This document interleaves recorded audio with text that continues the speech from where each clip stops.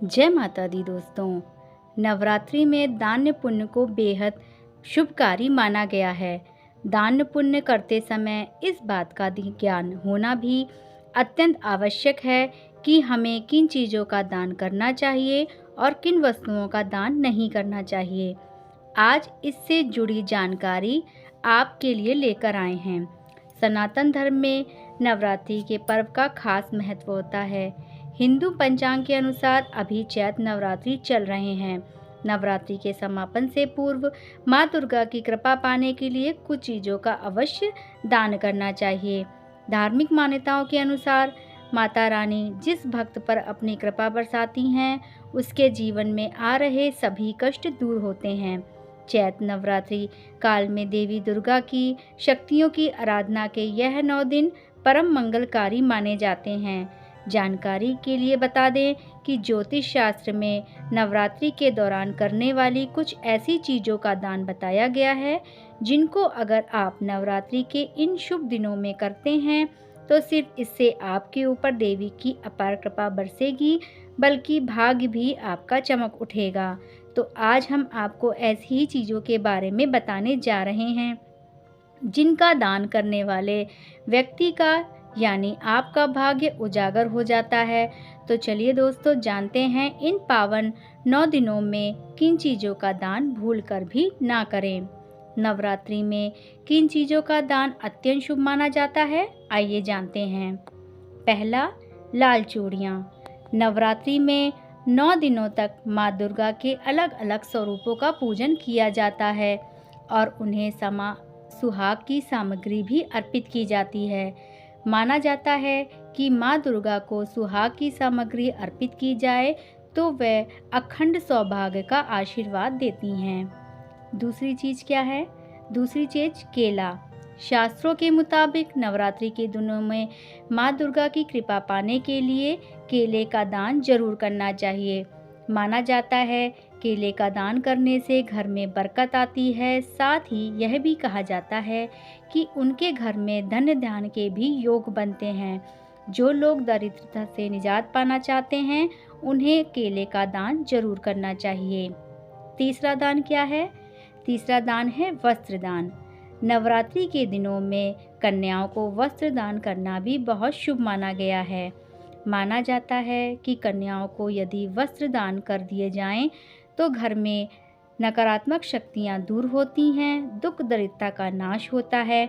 वहीं परिवार के सदस्यों को स्वास्थ्य का सुख मिलता है, यानी रोगों से राहत मिलती है। ध्यान रहे, नए वस्त्रों का दान ही करें, पुराने या फटे कपड़े दान में ना दें।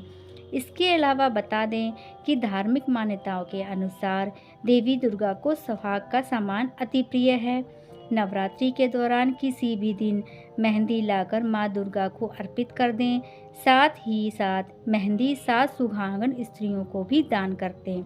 कहते हैं कि मेहंदी लगाकर स्त्रियां जितना प्रसन्न होती हैं, देवी दुर्गा भी उतना ही प्रसन्न होती हैं, आप पर अपनी कृपा बरसाएंगी। इसके अलावा मान्यता है कि मेहंदी का दान करने से धन दान के योग भी बनते हैं। चौथा दान है किताबें। किताबों का दान महादान माना गया है। नवरात्रि के दिनों में किताबें दान करने से बहुत लाभ मिलता है। इससे व्यक्ति के जीवन में कभी दुख नहीं आते हैं और माँ दुर्गा के साथ ही माँ सरस्वती का भी आशीर्वाद भी भक्तों पर बना रहता है। इसलिए आप अष्टमी या 9वीं नवरात्रि तिथि संपन्न होने से पहले कन्या पूजन के दौरान किताबों का दान कर सकते हैं। इसके अलावा नवरात्रि पर कन्याओं को खिलौनों का दान करने से जीवन में खुशहाली बनी रहती है। इसलिए आप कन्या पूजन पर खिलौने भी दान कर सकते हैं। पांचवा दान है इलायची। इलायची एक ऐसी खाद्य सामग्री है जिससे पूजा पाठ में प्रयोग किया जाता है। नवरात्रि में माँ की पूजा में भी इलायची का महत्व माना गया है। वहीं नवरात्रि में इलायची का दान भी बहुत शुभ माना गया है। माना जाता है कि नवरात्रि में इलायची का दान व्यक्ति को नौकरी और व्यापार के क्षेत्र में तरक्की के योग बनाता है।